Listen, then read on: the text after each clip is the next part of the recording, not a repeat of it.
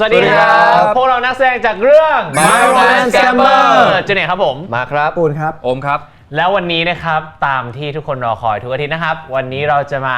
react EP ที่เรียกได้ว่าเป็น EP ที่น่าจะเดือดที่สุดในซีรีส์เรื่องนี้ EP 7นั่นเองนะครับเหตุการณ์เป็นยังไงก่อนหน้านี้จำได้ไหมก็คือ EP ที่ผ่านมาเนี่ยเรารู้สึกว่าคือตัวของยูนอสเนี่ยได้ง้อกันแล้วได้ง้อแต่ว่าไม่รู้จะถูกได้แบบง้อได้หรือเปล่าแต่ส่วนทีมไปเนี่ยก็เรียกได้ว่าแบบจะแต่งงานกันแล้วกำลังจะแต่งงานกันแล้วกำลังจะสร้างครอบครัวกำลังจะสร้างแบบเขาเรียกว่าสร้างหมู่บ้านด้วยกัน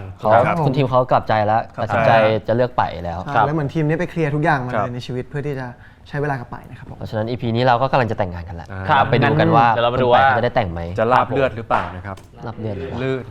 จริงนะผมว่านะน้องเขายังมีอยากให้ผมอยู่เลยก็เดี๋ยวพี่อ่ะเป็นไงแต่งงานแล้วนี่เฮ้ยอยู่มั่นเหมือนกันนะเนี่ยเราสุดยอดไม่อ่ะไม่ดีใจเขาเลยอะไรไม่ดีใจมีเรื่องให้คิดนิดหน่อยแม่ผมไม่มางานแต่งผมไม่ได้วะเอ้าทำไมแม่ผมมาร่วมไม่ได้อ่ะโอ้โหมึงยังมีหน้าพูดอย่างนี้เลยเราใช้แม่คนเดียวกันไม่ได้หรอว่ะ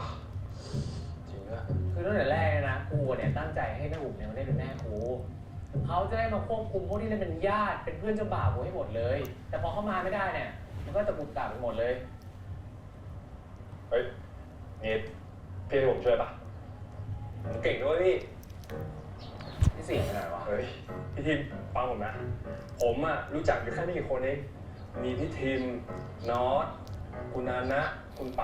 นี่การที่ผมนะจะหลบคนในงานอะมันไม่ใช่เรื่องยากหรอกสบายคุณไปเตรียมกันไว้ก่อนเนาะแน่นอนใช่สิเพิ่งทราบเรื่องเชื่อผมครับผมนะผมไว้ใจได้ที่สุดแล้วซีรีส์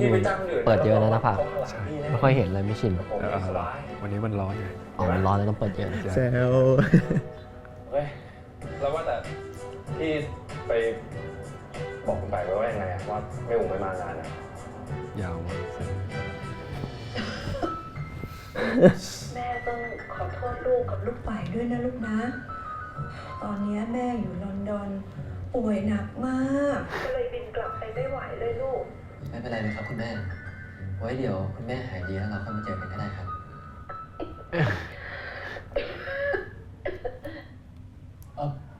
แม่โอ้โหแม่ค้างเองปะแม่สัญญาณไม่ค่อยดีแล้วค้างเองครับใช่ไว้ค่อยคุยกันนะครับพักผ่อนนี้นะครับแม่ครับแม่แกล้งค้างไงเนี่ยแกล้งค้างเฮ้ยเป็นไงแกล้งค้างด้วยเหรอใช่เขาตัวแม่ไงสัญญาณไม่ดีทางไกลลอนดอนว่างั้นนี้เลยฉันขอลูก2 ลูกนะแล้วไอ้คนที่ยอมไหมเข้ามานอนในห้องเนี่ยต้องเป็นคนยังไงวะตลกว่ะทำอะไรไม่ได้อะเดี๋ยวไปรีบแบบนั้นดีกว่า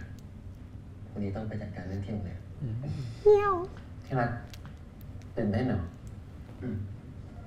อยู่ดีไปก็ตื่นเต้นนะใกล้จะถึงวันแต่งงานแล้วนะโอ้โหไม่ต้องตื่นเต้นเลยนี่เอางี้ไหมเดี๋ยวเขาแต่งเป็นเพื่อนเดี๋ยวเขาเป็นเจ้าบ่าวให้ที่รักเองแทนจะได้ไม่ต้องเป็นเจ้าบ่าวคนเดียวเองจริงดีไหมดีครับโอเคครับโอเคตื่นเต้นเหรอครับไปอาบน้ำโอ้ยโซฟานี้เรื่องราวเยอะจริงอยู่นั่นแต่เธอนั้นเข้ามาแล้วคนละเพลงคนละเรื่องมาละโรงแรมที่แต่งงาน EP นี้เดือดสุดจริงปะ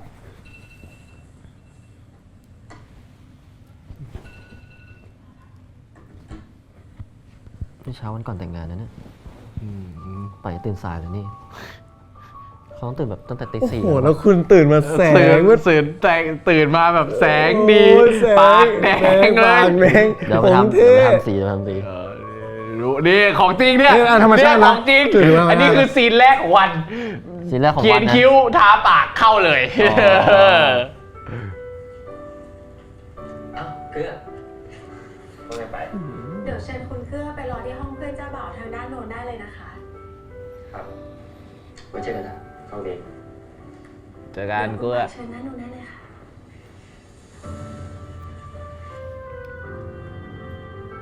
วลา นี่อะไร ไปคุย นี่ กับ เจ้าสัวไง ไม่ใช่ เฮ้ย ไม่ใช่ ไม่ใช่ เฮ้ย เจ้าสัวแปลก เจ้าสัว เจ้าสัว เจ้าสัวอะไร ใช่ ๆไม่โลกเลย อันนี้เป็นพ่ออ๋อเป็นแขกใช่ไหม ใช่ อ๋อไม่ใช่แขก จ้างมา เป็น จ้าง ที มา จ้างมา ใช่ทีมจ้างมา เหมือนมาก เป็นคุณจับได้ไหม โอ้ยนอนไม่ค่อยกินปลาตรงนั้นเครียดเศร้า เฮ้ยคน ไม่เป็นไรครับ แบบนี้เยอะแยะ โธ่แต่ก็คงคิดว่าคนแปลกๆแล้วมั้ง แต่งตัวเป็นโจรมาก เฮ้ยพร้อมตัว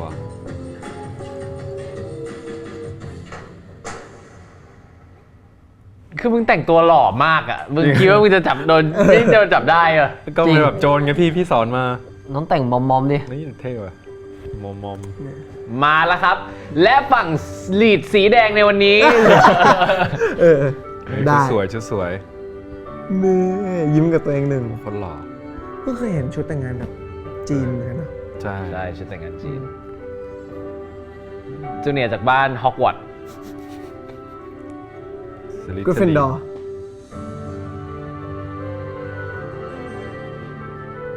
อืม อันนี้ นี่ ออเรนจ์ อันนี้เป็นทีม นี่ด้วย มันพรีเวดดิ้ง อัน พรี นี้ เวดดิ้ง เป็นกล้องเวดดิ้งจริงๆนะ ใช่ ที่ถ่าย ก็เวดดิ้งจริง กล้อง wedding เลย ใช้อยู่3 วิ คุณนันครับ คะ พอจะมีสร้อยให้นอนยืมไหมครับ พอดีนอนอยากขั้นประตูเงินประตูทองครับ คุณน็อตคะ พี่ที่ขันหมากแบบจีนเนี่ยเขาไม่มีประตูเงินประตูทองค่ะ โอ้โหได้ค่าขนม จะบิน เลย มาแล้วครับ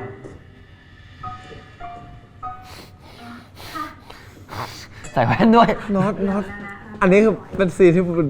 งงกับน็อต เฮีย มาก ซื้อวิตามินให้นะ ไปรอที่ห้องประชุม แต่เฮียดูไปก่อน อ๋อ ยังไม่จบ มีหนักกว่านี้ แดดมันร้อน เออดีดไฟแดง น็อตเอ้ย ดูนะ ถ้าคิดว่าเมื่อกี้ ผมได้ยินว่า 69 ล้านนะครับ เป็นเงินเก็บทั้งชีวิตของคนทีมเขาเลยครับ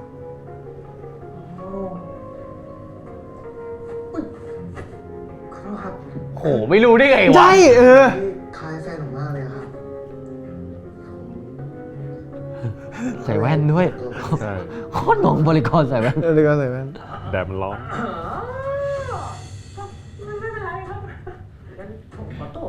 โพคาซังโพคาซังนี่เฮ้ย ให้ก๊อฟมา ดูเย โอ อะ ม ไป ก้าซัง โอมก้าซัง โอมก้าซัง เฮ้ย โอโม่ เอ้ยนึกว่าใครเป็นอะไรตกใจ โอเค เสียงใครไม่รู้ โอ้โหเว้ย เออ สีนใหญ่ไว้ยยอด โอ้โห เพลงแบบ RPG ญี่ปุ่น ได้ เข้ามาบนโลก เอาไปดิแบบ และผู้กล้าจะต้องทำการ นี่ ผ่านดันเจียนนี้เข้าไปให้ได้ ฉันอะนะ เออ นี่คือ เพลงมีความORPG มาก นั่นคือ RPG มันคือเกมแบบว่าแฟนตาซี อ๋อ จนไทยเก็บเวลอะไรอย่างงี้อลังการอะ อ่า อันนี้เป็นงานเช้า ตอนเช้า งานแต่งเช้า เออ เดี๋ยวจะมีอันนี้นี่ นี่ใครเนี่ยได้ซอง กินไข่ เอา นี่เป็นไงล่ะ ไม่ยอมลง ยืนหลังตรงใช่ นี่ เฮ้ยเขารอเจ้าบ่าวมารับกัน คงจะมีเป็นบางครั้งที่เราไม่เข้าใจ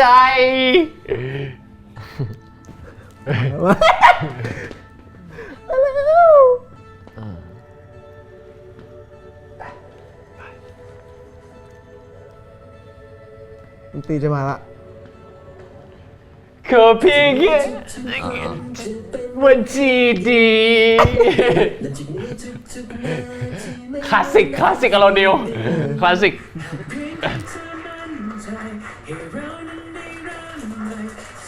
โอ้คุณไป LS มาก โอ้โห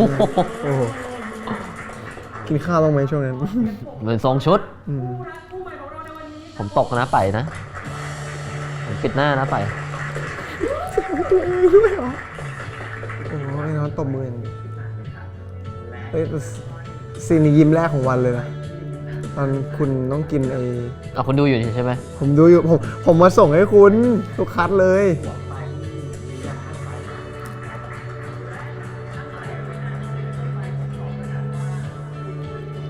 ค่อยเหมือนทีมไปเหมือนจูเนียร์มาร์ค เฮ้ย ยอมรับเองด้วย อันนี้จิ้นหรือเปล่าเนี่ย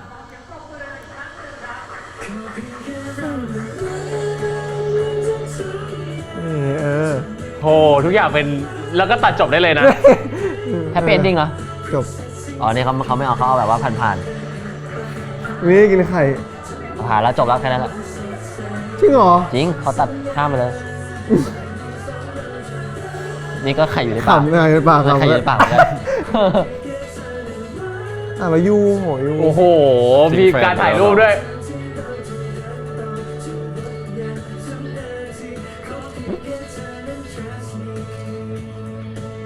ชิม ธนินแถลงข่าววะ ใช่แสงเขา เพราะมันตระกูลใหญ่โตนะมันเลยต้องแบบแต่งงานก็ต้องมีงานแถลงข่าว เป็นไง กำลังไปได้ดีเลย เป็นไงได้ดีเลยนะ สวย กำลังจะแฮปปี้เอนดิ้งแล้ว ดูแบบฟีลกู๊ดอ่ะ ฟิลกูดเลยแบบว่า feel good เลย ทุกอย่างดูแบบไปด้วยดี ไปด้วย จบได้เลย แต่ พาร์ท นี่ หา เป็นแค่ช่วงแรก ถูกต้อง เดี๋ยวเราไปดูช่วงถัดไปดีกว่า ครับผม เบรกแรก แต่คุณนี่ ทำไมครับ แต่งตัว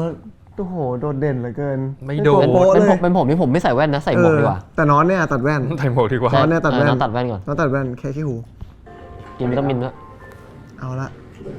โอเคอันนี้ตลกอันนี้ตลก มีเพื่อนดื่มด้วยหรือยังครับ โอ้โห โอ้มีคนมาจีบ ผมเป็นเพื่อนเจ้าบ่าวของทีม อันนี้ตัดมางานเย็นแล้ว เย็นแล้ว ไม่ไปครับ อ๋อครับ เพื่อนทีมนี่ทีมจ้างไหมครับคนนี้ คนนี้ก็มีฉาชีพเหมือนกัน เนี่ยเป็นไรไหมครับ เหรอ ใช่ มีฉาชีพทั้งงาน ว่างหน่อยดิน้องผมยุ่งกับแฟนกู โอ้ไม่ดุเลย เฮ้ยทำไมไม่ทำเสียงโอมก้าซังอ่ะ เออ ไม่ได้มัน มันไม่ทำเสียงเข้มๆมาเขาจะกลัวได้ไง ก็เข้มแล้วเนี่ย เข้มสุด เข้มเหร แล้ว อ เอาเสียงที่ดุปูนอะ ใช่ดูปูนอะไร หยอกเล่นอุ้ย ไม่เป็นไรเอ้ย แล้วเฮียรู้ได้ไง ต้องการอะไร โอ้ใครมอง100 เมตรก็รู้พี่ชาย อ๋อมีน้องคนเดียวที่ไม่รู้ น้องคนไหนที่ไม่รู้ดูตาแป๋ว น้องไม่รู้ก็เพิ่งเห็นมาไม่แย่เนี่ย ไม่รู้ ผมอธิบายได้นะครับผมการอธิบายนะ อ้าวลูกพี่รู้แล้ว ทีมเกม ช่วยหน่อย ไม่ใช่ ช่วยหน่อย ยูเกมแล้ว ใช่ไหมอีก แค่อยู่หรือเปล่า เกิดอะไรขึ้นอ่ะ โอ้ยแต่วันนั้นพี่จูหนักจริงบุญยอม ผมคิดถึงน้องนะครับ จะบ้าเนี่ยอย่าเลยนะจะมาหาได้ทำไมห้ามใจไม่ไหวเดี๋ยวเขาจัดการเองน้อยพายอยู่นั่นแหละ ชอบหน้าเพียวอ่ะ เอาแล้ว ไม่รู้เรื่องนี้จริงใช่ไหมเราไม่รู้จริงเฮียก็เห็นพร้อมเฮียแหละ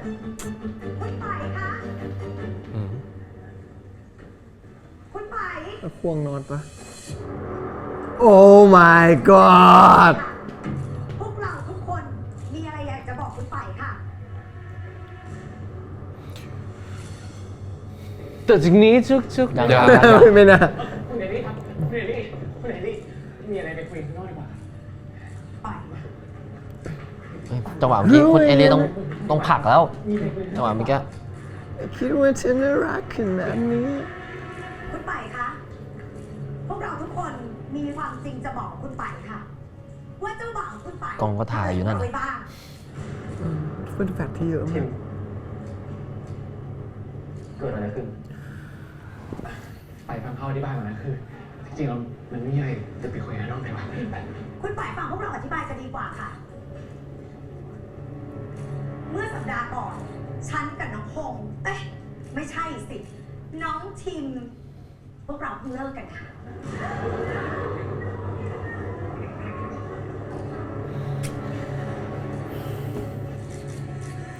เอกเอาไงต่อ ถ้าฉันไม่เอกใจ ฉันก็คงไม่รู้หรอก ว่าคนที่คุณไปกำลังจะแต่งงานด้วยเนี่ย มันชั่วช้าขนาดไหน เธอเล่าทั้งหมดที่รู้มา ไอตัวแปร ไอ้นี่เอง ไอตัวแปร ตัวทำเรื่อง ขี้เมานะมึง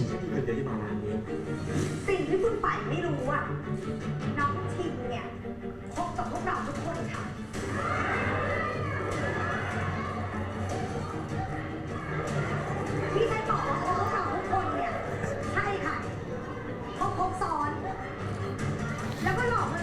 10 ล้านเลยค่ะ โอ้ โอ้ shit แตกละเอียด เรื่องจริงหรือเปล่า ว่าไงครับ TS และคุณอยู่ในรายการสารแหน่ ตอบมาสิทิมไม่จริงใช่ไหม ตอบเข้าไปสิ น้องทีม เอ๊ะ หรือว่าเป็นน้องพงษ์เอ๊ะ หรือว่าน้องเมฆเอ๊ะหรือน้องวี เอ้ยพอ โอ้ เลย โห ครับ ใครชื่อเลย ผมยอมแล้ว ผมขอโทษจริงๆครับ แกคิดว่าคำขอโทษคำเดียวมันพอหรือไง วันเนี้ยฉันจะไม่ฟ้องร้องอะไรแกหรอกนะ แต่วันเนี้ยฉันขอจัดหนักๆสักที ยาว my god อาสานั่งนิ่งเลยลูก โดนจริงด้วยนะ นัดเดียงหลับ ไม่หลับเนี่ยแต่นัดถัดไปเนี่ยหลับ เออ อัน อัน เนี้ย นี้หนักจริงพี่จูอันต่อไปอ่ะ เขาฟาดกันโคตรแรงอะ เดี๋ยวนี่ผมชอบไป วุ่นเป็นซีนที่วุ่นวายมาก โอ้ย โอ้ my god เฮ้ย แล้วมาเกี่ยวอะไรอ่ะแล้วเหมือนเป็นคนที่นั่งเลย คนที่นั่งเหรอ ไม่ใช่ ไม่ใช่ อันนั้นเป็นแฟนเก่า แฟนเก่ากิ๊ก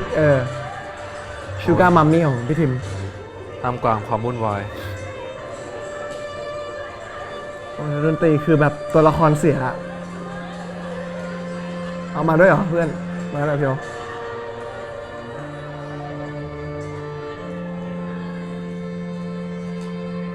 โดด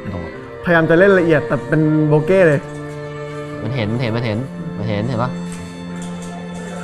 กงระวังกง กงเป็นโรคหัวใจปะเนี่ย ตามสูตรเกิน อ๋อตามสูตรเหรอ ตามสูตรเกินแบบกงล้มอะ เฮ้ย เสียดาย ของกินเฮ้ย รูปอะรูปโอ้โห โอ้โห my god ทำอะไรทุกอย่าง เกมตาหยดเหรอหรืออะไรวะ อ๋อใช่ ตา น้ำตา แล้วน้อยไม่ทำอะไรเลยยืน ไม่ ยืน ไม่ เท่ๆ ตอนแรกยืน ยืนเท่ๆ ไม่ตอนแรกเดินไปห้าม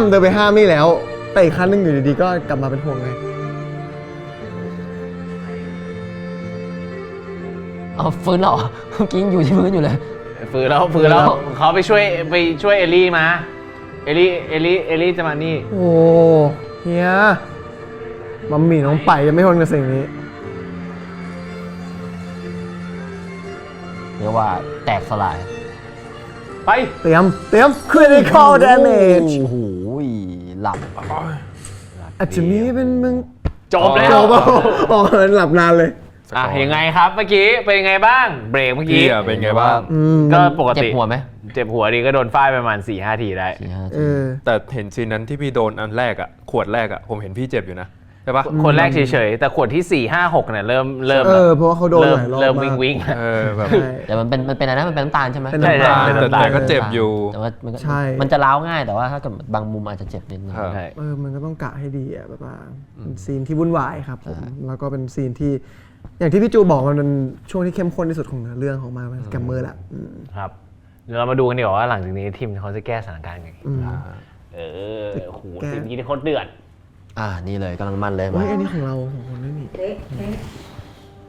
ตาซานอย่าเล่นลูก เอ้า อาจารย์ อาซานมันจะไปกินกาผมจำได้ ไม่ บิ๊ ดูก่อนนี่มันมีความหมายเอาเด็ดออกมา เด็กมันเล่น อ๋อไม่เกี่ยวกันใช่ไหมไม่สื่ออะไรสักอย่าง ไม่เกี่ยว อ๋อ เดี๋ยว เดี๋ยวคุณดูสิ่งที่เขาทำกับเรากันนี่ ไปปูนลื่นหลายรอบด้วย โอ้โหก็วุ้นเส้นเฮียไม่ลื่นมั้ง ลื่นเหมือนกัน ลื่นเหมือนกันลื่นวุ้นเส้น ตอนแรกนี่ผมจะนั่งกองอยู่ที่พื้นด้วยแต่เขาบอกว่ามันหมดสภาพเกินไปหน่อยเรา ดี ต้ ละ อง ดีละ นั่งเก้าอี้นึกออกไหมแบบนั่งเอาหลังพิง เออ เป็นฟีลแบบว่า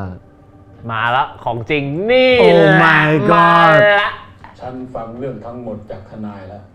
โอ้ย ขอคุยกับไปหน่อย ทนายเจือนทำงี้เหรอวะ ไม่ใช่ ขอโทษ อะไรนี่นี่รุ่นใหญ่โฟมไม่ แก ต้อง ทั้งสองคนอยู่ด้วย ที่เหลือออกไปรอข้างนอก แกทั้งสองคนอยู่ด้วย อะไรพี่จูพูดอะไร ไม่ชอบกูชอบปูเล่นอะปูคนเดือดโอ้โหโดนไล่นี่โคตรฟินเลยเนี่ยแต่ละคนรีบ จริงๆไอ้คัดที่โน้ตหันกลับมามองนี่เก็บหลายรอบมาก ไป แกจะรับผิดชอบยังไง เฮ้ย ไง แกจะรับผิดชอบยังไง เออ ฉัน เวลร้อย ฉันผิดเอง หูจังหวะนี้ต้องก้มลงไปกราบแล้ว เขาเศร้าอยู่ ไปยอมรับครับ ทั้งหมดเป็นความสับเพร่าของไปเอง มันมีออร่าพลังอะ ไปพร้อมชดใช้สิ่งที่เกิดขึ้นทั้งหมด ไปขอแค่ เอ้าพออะไรอะ มีอะไรก็โทรบอกโกหน่อยละกัน ครับโอ้ กูดูเฉย เอาละเสียงไอ้นอนเริ่มเปลี่ยนเป็นแรปเปอร์แล้วช่วงนี้ซีนในท้ายเนี่ย ไปครับไปนอนกัน ตาสายที่ต้องให้แม่เปลี่ยนแพมเพิร์สได้ไหมเนี่ย ๆอ๋อมันนั่งหลับเหรอ มันนั่งหลับ มันดึกแล้ว ให้แม่เปลี่ยนแพมเพิ ช่ ร์ ว ส งหลังๆไปจูดูตาสานคือไม่เอาอะไรแล้วอะ เดี๋ยวรอดแน่เลยรอดไปอยู่ไหนนะ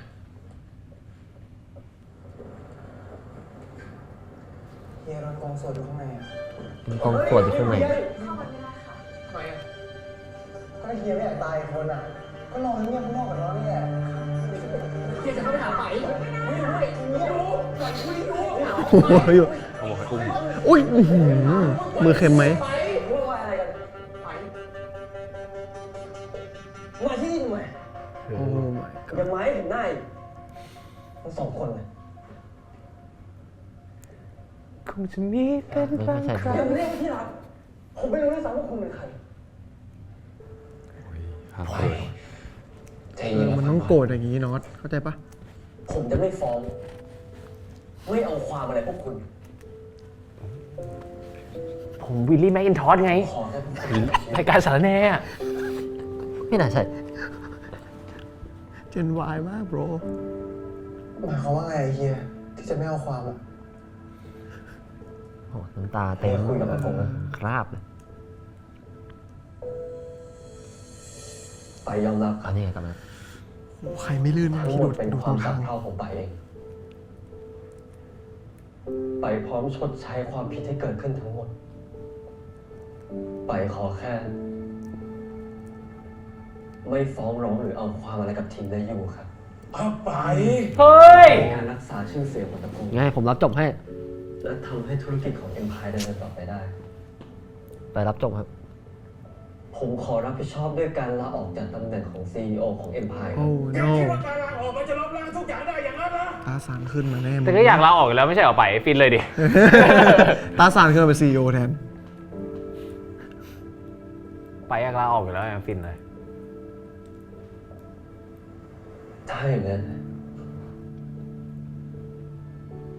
ไปขอออกจากตระกูลครับ อุ้ย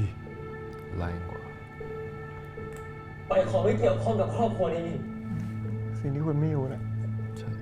ไปขอไม่ใช้เงิน หรือประโยชน์จากหน้าที่การงานเดิมทั้งหมด ไปทำไมต้องเสียงหล่อเหมือนอากงด้วย เฮ้ยเสียงหล่อเหมือนอากงอ่ะ ซึมซับ อ๋อ เพียงพอหรือยังครับ มันนี่มันสะอื้น กง ตอนนี้ผม ใช่ ไม่ ก มี ง ประโยชน์อะไรกับคุณแล้วเพราะฉะนั้นผมขอ ออกไปจากชีวิตผมได้นะ โอ้ my god คงจะมีเป็นบาง ไม่ ค ได้ รั้ง ไม่ได้ เอา ไม่ อย่าง ได้ นี้เหรอ ไม่ได้เบรกแรกของหวานเบรกสองของขม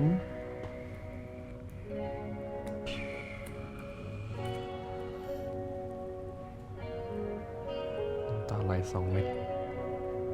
เฮ้ยสามมันน้ำสาม เขามาเป็น มีน้ำมูกด้วย สาม ถือว่าดีผมชอบนะ คนเล่นร้องไห้แล้วแบบมี มี น้ำมูก น้ำมูกไหลทุเรศสัตว์ มันเรียว เรียว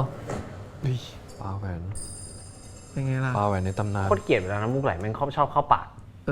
แล้วเป็นรสชาติเนาะมันเป็นรสชาติ อิ่มเลย วันหลังก็ตอนที่แบบว่า นี่ แอบเลียดิแอบปึ๊บ เราคุย ไม่แอบเลี้ยง เราคุย มันต้องเอา มันขม เกียร์หมอกป้ายมันจะไม่ ตก มัน ไม่ จะ ห ไม่ วาน มันจะไม่เป็นไร ไปไป ยังอีก แชร์เนาะจังหวะหันแต่ก็ต้อง แค่ที่จำ เอ้ยสรุป เราต้องรู้สึกงง จริงจริง หน้าหมดอายุกันหมดแล้วเนี่ย ไม่แล้วใส่ฟิลเตอร์ได้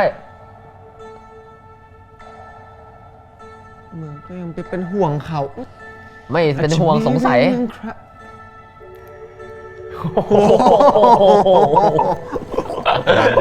ใส่ฟิลเตอร์ โอ้โห ใส่ฟิลเตอร์ไหน ได้ ยูดึง อันนี้เป็นซีนสุดท้ายของวันใช่ไหม ใช่ซีนสุดท้ายของวันครับ แล้วเป็นคิวที่เลิกดึกมาก โหตาแม่งตาเป็น โอ้ตายตาย โอ้ ตาย โห เฮ้ยผมรอประโยคนั้นพี่โจผมรอ ไม่ เอาเอ้ยนอนแล้ว จะทำแบบนี้ไม่ได้ไอ้เหี้ยแต่กูได้ยังวะ ไอ้คนเบียด พูดคนเดียว อะไรวะ ไม่ก็ นอนอะไรของมึงเนี่ย เอาของทีมก็มีพูดคนเดียวไม่ใช่เหรอก็ไม่ตัดมันเหลือแค่นอนพูดคนเดียว น้องคนเบียดได้ใจว่ะชอบว่ะ แบบนี้ได้ยังไงครับ เดี๋ยว ไล่นอนด้วยนอนไม่อยากให้ทีมชอบคนเดียวนอนแล้วทีนอนทำผิดอ่ะก็ไม่เห็นว่านอนสักคำอ่ะก็กงยังไม่เสร็จกับเรื่องนี้ ไม่รู้แหละ แต่กงไม่มีสิทธิ์ทำแบบนี้กับเฮียไปถ้ากงจะไล่เฮียไปออกอะนอนจะมีกับกงอีกแล้ว มันก็ไปกันให้หมดทั้งพี่ทั้งน้องเลย โอ้โห บัตรเครดิตของมันทั้งสองคน แหม อายัดทุกบัญชี ใครเนี่ย ทนาย ทรัพย์สินทั้งหมดที่มี ในส่วนตัวของเจ้าสัว ให้มันไปตัวเปล่า ถอดเสื้อถอดกางเกง เหลือไว้บ้าง ถอดเสื้อถอดกางเกง เก่งไง ให้มันไปตัว โอ้โหแล้วไง ให้มันไปตัวเบา จะมาดูเองมันตลกวะ ๆกงดาวแล้วกง ไม่เอาผ้าคลุมโต๊ะก็ได้ แล้วพ่อแม่เฮียไปคือไม่พูดเลยเหรอ เขาไม่กล้าเขาไม่กล้า เพราะเขากลัวไปตัวเปล่าเขากลัวไปตัวเปล่า เขากลัวเกม แล้ว ด้วย แล้วถอดปลาถอด เขากลัวเกมด้วย เข้มข้น ถอดสูตรออก ไม่ จริงสุดคุณไปเนี่ยเอาไปขายได้เยอะเลย ได้หลายบาท ได้เนี่ย ได้หลายบาทเลยนะ เขาไม่ขายนะตัวนึงเขาพกไปด้วยตลอดเวลา แล้วป้าที่มาร่วมงานทำไมต้องปลารูปเฮียทีมเฮียไปด้วย เขามาทำลายไง อารมณ์มันร่วม งานนี้เละเทะใช้ได้เลยเนี่ย ใช้ได้อยู่ ใช้ได้เลย ไม่เข้าใจที่พูดเลยไง อันนี้คือไปกลับมาที่คอนโด อืม แต่ผมอยากเห็นหน้าคุณอยู่ เข้าห้องไม่ได้ใช่ปะ เฮ้ย ไม่ได้ แต่ตอน นี่ นี้ จาก ไป กันกี่นาทีเนี่ยแป๊บเดียว ผมทำตามที่คุณบอกไม่ได้ เฮ้ย เฮ้ย คุณไปครับ เยอะ พวกเราอยากช่วยคุณไปน้องๆ เขาบอกว่า พวกคุณสองคนจะช่วยอะไรผมได้ แค่นี้ยังสร้างปัญหาไม่พอเลยเนี่ยตัวผมเอง ผมดูแลตัวเองได้ เข้าใจป่ะน้องบอย ได้ปะ เฮ้ย เอ้ยยังจะมีหน้าไปว่าเขาอีกแล้วเพลงนี้อีกแล้ว คุณไม่ต้องทำจริง มา ไม่เพลงไม่เพลง รู้ว่าคุณเหนื่อย เบะแล้วไปเบะแล้ว ให้ผมดูแลคุณเถอะ นี่ให้ฉันดูแลเธอ แล้วคุณตั้งตัวได้เมื่อไหร่อะเดี๋ยวเราค่อยว่ากันอีกที ยังจะ แต่ซีนนี้ไปหล่อนะ เฮ้ย ชมเองเลยเหรอ หน้ามันหล่อแล้วไง ผมมีบ้านอยู่หลังนึง แล้วน้ำตาคุณอะเนี่ย ซับแล้วไง เราจะอยู่ด้วยกันหมดเนี่ยนะ ผมก็ไม่ขี้ๆนะ ผมก็มีบ้านนะ เดี๋ยวเราค่อยว่ากันอีกที กูเป็นตด ฟังนะ เป็นอากาศ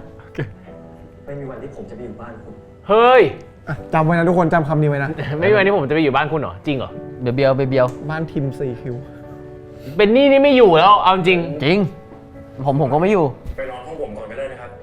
โอ้โห กับน้องเนี่ย โอ้โห มึงเก็บไว้ให้ตัวเองนอนไอ้ห้องนั้นมึงเก็บไว้ให้ตัวเองนอนเถอะ เอ้ย ห้องคลาสสิก วันนี้คุณไม่มีตัวเรื่องอะไรนะ แล้วคืออะไร คุณหุบปากของคุณไปเลย เฮ้ย มอนแล้วไปดันไปห้องแล้วอยู่ ไปดิ ไม่กล้าเปิดโรงแรมในเครือบ้านเลยเนาะ ไม่เหลืออะไรเลย แต่จริงๆขายสูตรอะนอนโรงแรมดีๆได้เลยนะ เราจะใส่อะไร แล้วก็ไปคืนอากงไง อ๋อ คืนไปแล้ว อันนี้คืนใช่ไหม คืนแล้ว อ๋อเสื้อนอนด้วย เฮ้ยเขาใช้คำนี้ด้วย งอน เฮีย เฮ้ย มาแล้ว บ้านทีม อ้าว บ้านทีม ไหนบอกไปห้องอยู่ไว้ ไม่กลับคนเดียว อ๋อกลับคนเดียวทีม หรือเปล่า กบคนดียวนะหมาหมด ไม่ยังไงไป เดี๋ยวคืนนี้ ห้องอยู่ น้องกับยูนอนที่นี่ไปก่อนนะ เดี๋ยวพรุ่งนี้เช้าเราค่อยจัดการกันอีกที ขอบคุณครับพี่ มันโกงจะเป็น เฮียทีม ขอคุยอะไรด้วยหน่อย เฮียไหม อืม พี่อูครับ เดี๋ยว ออกไปรอข้างนอกกันนะ กลัวผี ได้อย่างนั้นนะ กลัวผีอะ กลัวผีอ่ะ ทำหน้าเดียว พูดทำไมวะเพื่อน มันเป็นบทบ้านน่ากลัว มิ่งล้วงกระเป๋าด้วย ก็โตตามกงมา ที่ผ่านมา บอกเลยว่า ไงอะแต่ว่า ตอนนี้เฮียทีมนักเฮียไปจริงเหรอ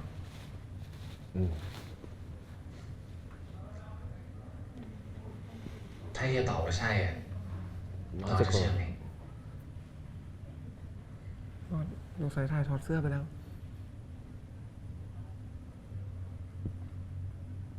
โอเค แค่นี้แหละที่น้องอยากได้ยินอ่ะไอ้ทีมงานเฮียไปเถอะ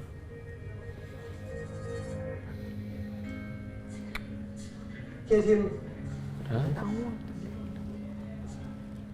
จะรอเฮียไปอีกนะต้องขอร้องอ่ะ เฮียสัญญา เฮียสัญญา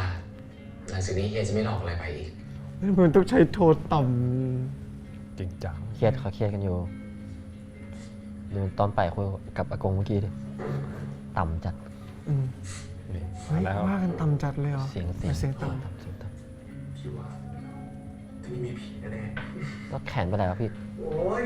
คนลุกเลย เจอ อ๋อ แล้ว คนลุก จริงแล้วลุง ลงต่อด้วย เดินต่อด้วย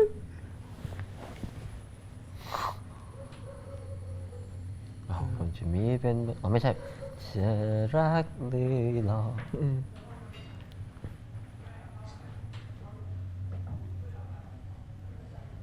พี่ยู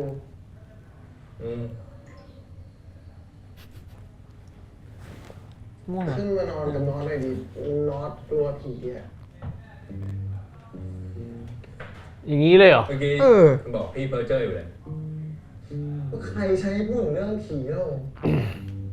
มาเร็ว ได้จริงจัง ไม่เพิ่งหรอกนะน็อต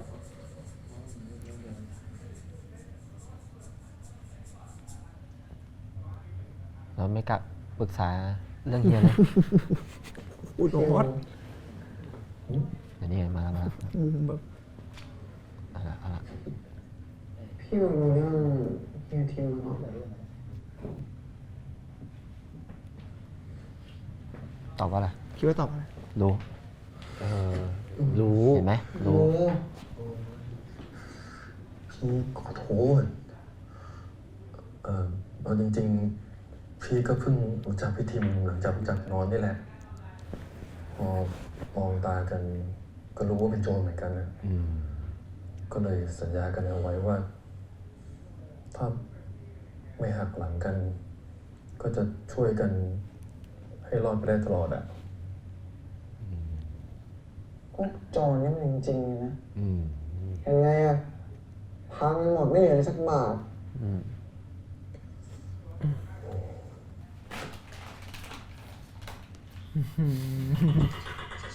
เฮ้ย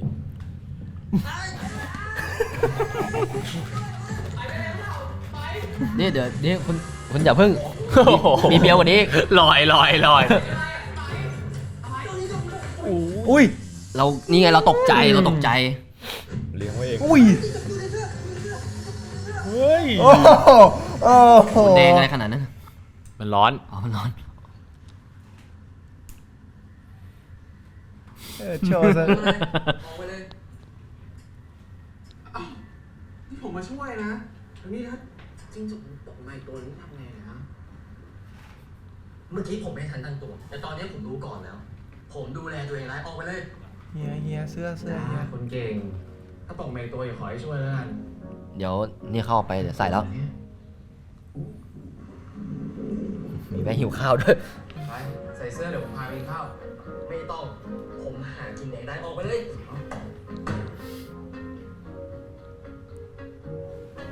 คือผมอยากนอนแล้วครับ ตอนแรกผมจะนอนแล้วเก็บกระเป๋าเรียบร้อยแล้ว แล้วก็น็อตเขาก็เหมือนจะร้องไห้ ใส่หมวกกันน็อกมาเหรอ เฮ้ยอย่าไปพูดอย่างนั้น กอดผม แล้วก็จูบหลังจากนั้นเราก็จ่ายกันนะครับ ได้กัน ใช่อะไรจะได้กัน นี่ EP ที่แล้ว EP ที่แล้ว น่ากลัวจริงๆเนี่ย ขอเฮียไม่อยากฟังเลยขอไปนอนดีกว่า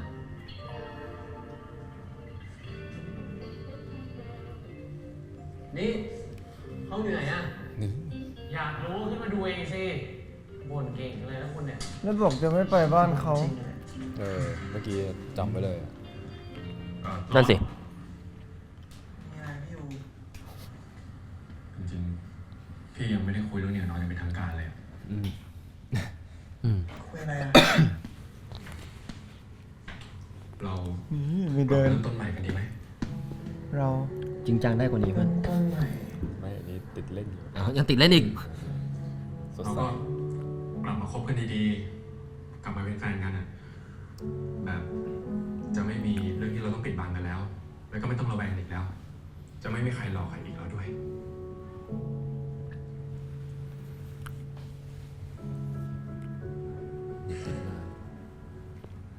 เฮ้ย เฮ้ยขอเรื่องนึง แหมกระโดดกอดกันแล้วจะมีไม่เอาอีกเหรอ หลังจากเนี้ย ฮะ พี่ยูห้ามโกหกเราอีกเด็ดขาดไม่ว่าเรื่องอะไรก็ตาม ได้ครับ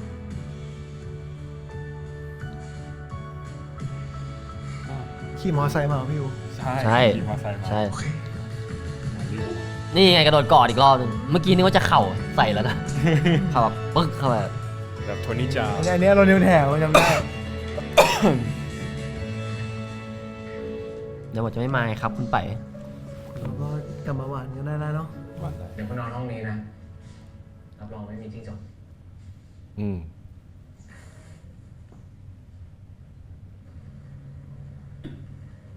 น้องนี่ไปโดนอะไรมา อ๋อไม่หรอพอดีว่าผมโดนคนปาขวดไวน์ใส่อะแล้วที่มือนี้ก็ผมดึงสายน้ำเกลือออกตอนนี้จากโรงพยาบาล ตัดเข้าไป นี่คุณเข้าโรงพยาบาลด้วยเหรอ อ้าว แล้วนี่เอามาทำไม ก็ผมชอบคุณ ผมคิดถึงคุณ ที่ผมหนีออกมาเพราะว่า ผมเป็นห่วงคุณ ผมไม่อยากให้คุณต้องเจอเรื่องวุ่นวายจากที่ผมก่อคนเดียว รู้ตัวดิ เข้าใจปะ ลายคือปลาทำไมอ่ะ ยังไงก็ ไม่รู้ ไม่รู้ เขาเกี่ยวอะไร ติดเชื้อ เป็นห่วงผมเหรอถ้าเป็นห่วงก็ทำแผลผมดิ ขี้อ่อยว่ะ ทำเองไป ก็ซึนจัง เฮ้ย ทีมเวอร์ชันนี้มันก็น่ารักอยู่นะ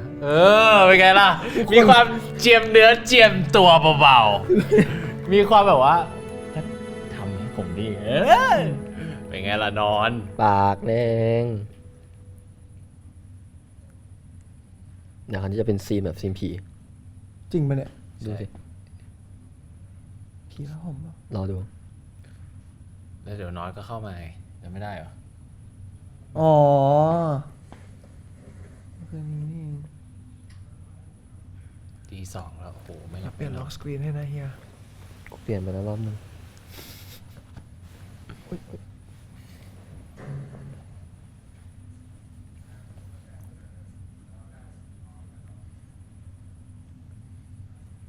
ทัวร์ยามดึก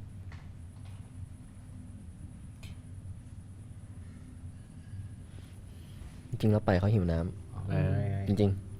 ๆ แต่ว่ามันห้องมันเปิดอยู่ไง นี่ไง ก็เลยเข้ามาดู แต่ทีมนี่คือไม่ปิดไฟเลยเหรอ เขาเปิดทั้งบ้านเขารวย ใช่ ใช้โซลาร์เซลล์ เขาติดค่าไฟมาเป็นปียังไม่โดนตัดเลย ไม่ผมจ่ายค่าไฟตลอด อ๋อเหรอ ใช่บ้านนี่ผมรักมาก ผม อ๋อ คนถนอม โอเค ใช่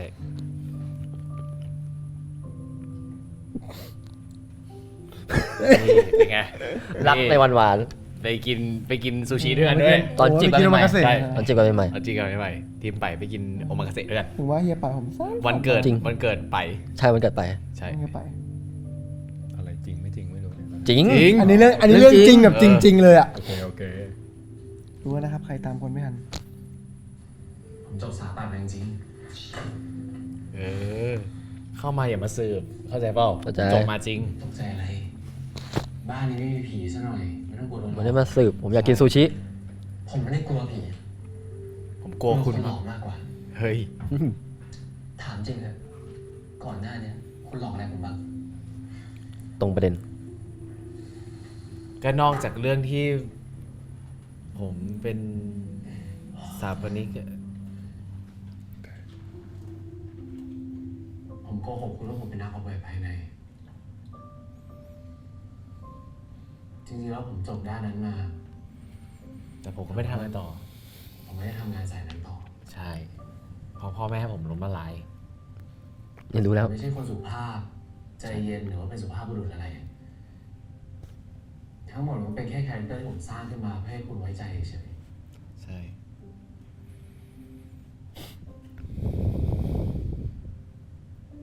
แต่พอหลังๆนะหลายๆอย่างมันก็เปลี่ยนไปแล้วเขาว่าไง แผล บาง ห ค น้า รั้งผม เจ็บ ก็ อ หลุ ยู่ ดความเป็นตัวเองตอนที่ผมอยู่ ใช่ บางครั้งมันก็ห้ามใจตัวเองไม่ได้ตอนที่ผมรักคุณไปแล้วจริงๆถ้าไม่ได้รักกัน ก็อย่ามาหลอก พูดคำนี้เลย เฮ้ย เป็นไงล่ะ ใจเย็นฟังก่อน โอเค ไผ่ผมรักคุณจริงๆ คุณทีมเซตผมนอนนะครับ ยังไม่ได้อาบน้ำอ๋อใช่ เครียดไง ตี เครีย ส ด อง เรื่ เมื่ อ อง เครี กี้ ยดเครียดเรื่องเครียดมันเยอะ อาจจะไม่ใช่ตั้งแต่ครั้งแรกที่เจอ แต่ตอนนี้ผมก็ยังรักคุณมากจริงๆนะ คุณเข้าใจเปล่า เธอช่วยบอกฮะโยมกล้ามมันก็แน่นกันจังเลยตกไหม ผมรู้ว่าเรื่องที่ผ่านมาผมผิด ผมขอโทษ เอ้ยไปช่วยอีดิทให้หน่อยนะครับแบบตีตบ แต่คิดว่าที่ผมยอมมาอยู่บ้านคุณ โดนตบไปเกือบ10 รอบแล้ว ทำให้ผมให้อภัยคุณนะ คุณเนาะพี่โอมซีนี้ โดนตบมาเหมือนกัน ผมก็ไม่ยอมแพ้ง่ายๆเหมือนกัน เออ ระวังใจของคุณไว้ให้ดีเถอะ ระวังใจของคุณไว้ให้ดี Be careful your heart เดี๋ยววะ ถือว่าขอแล้วนะ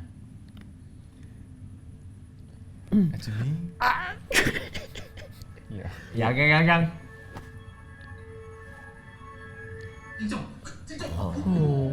ก่อนเดี๋ยวยังเดี๋ยวมาแล้วหอมปุ๊บสักพักหนึ่งมาละ ยอมเขาได้แป๊บเดียว ไม่ได้ยอมเขานี่เขาล็อกคออยู่ หมายถึงเคลียร์ทีม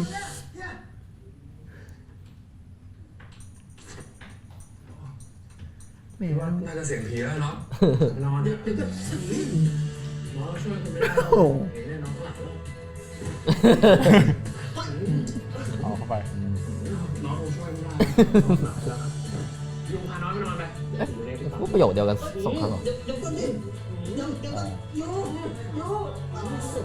ไม่เอาน้ำเปล่า เดินต่อจะงดงามทุกนาทีขอเพียงแค่เธอนะ trust me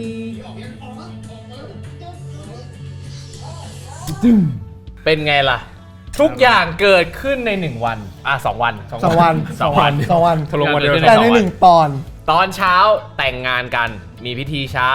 มีพิธีเย็น โดนแฉตอนเย็น พังงานแต่งปุ๊บโดนตีขวดวายตอนกลางคืน ทะเลาะกันออกจากตระกูลด้วย 2 คน ออกจากตระกูล2 คนโดนไล่ โดนไล่ไม่พอต้องมาอยู่บ้านทีม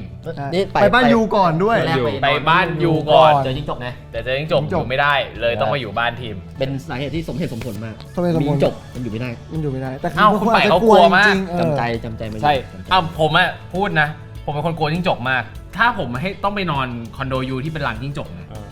ผมสู้ไปนอนคอนโดทีมดีกว่า บ้านทีมดีกว่า ก็จริง เพราะว่า มีเหตุผล อย่างน้อยบ้านทีมมันมีหลายห้อง ใช่ แบบว่าถ้าผมไม่อยากยุ่งเนี่ยผมไม่ยุ่งได้ แต่ไม่มีจิ้งจกแน่นอน จริง แต่บ้านเนี่ยพักก่อน ใช่ ติดแค่อย่างเดียวเปิดไฟทิ้งไว้ทุกห้อง ก็ เขา ผม รวยเขารวย ผมรวยครับ เขาค้างทุกอย่างยกเว้นค่าไฟบ้านรักมาก ใช่ แล้วก็จบโดยการที่แบบว่าบอกเลยว่าจริง ๆ แล้วในใจเนี่ยรักมากอยู่จริง ระวังใจคุณไว้เถอะ ใช่ เออ ระวังใจไว้ให้ดี เพราะสมมติถ้ากูเผลอปุ๊บอะคุณอาจจะตกหลุมรักผมอีกรอบได้ ก็เลยโดนผมหอมแก้มไปเพ ครั ราะ บ ว่า ผม กลัวผีใช่ไหม กลัวจิ้งจกกลัวจิ้งจก กลัวจิ้งจก เฮ้ยจิ้งจกอีกรอบเขาไปเขาตกใจ แล้วถอดเสื้อเลยเพราะว่ากลัวมันไหลเข้าไปในเสื้อ มันไหลเลยไอ ไหลเลย ตอนจิ้งจกในห้องอยู่ใช่ไหมมัน อืม หล่นลงมาใส่คอไง เราเลยต้องรีบ รีบ ถอดมัน ถ อ อ อก ด ไป ออกมันออกไปใช่ และ ก็นี่แหละคือเนื้อหาของเราใน EP 7 ครับ เรียกได้ว่ามากมายมาก หลังจากนี้เนี่ยมาลุ้นด้วยนะครับ เพราะว่าตอนนี้เนี่ยความรักของทั้งสองคู่เนี่ยกำลังแบบว่า ตกระกำลำบาก ตกระกำลังลำบากดูซิว่าจะสามารถ เอาหัวใจของแต่ละคนคืนมาได้หรือเปล่า ติดตามชมได้นะครับ My Romance Scammer นะครับทุกวันอาทิตย์เวลา 20:30 ทาง GMM25 ครับ ครับผมดูย้อนหลัง 3:30 ทาง VTV เท่านั้นครับ ถ้าใครชอบเสียงไงก็ใส่ hashtag #MyRomanceScammer EP นั้นด้วยนะครับผม ครับผมแล้วมาเจอกันนะจ๊ะ ครับฝากด้วยครับบ๊ายบายครับเจอกันอาทิตย์หน้าครับ ขอเพียงแค่เรา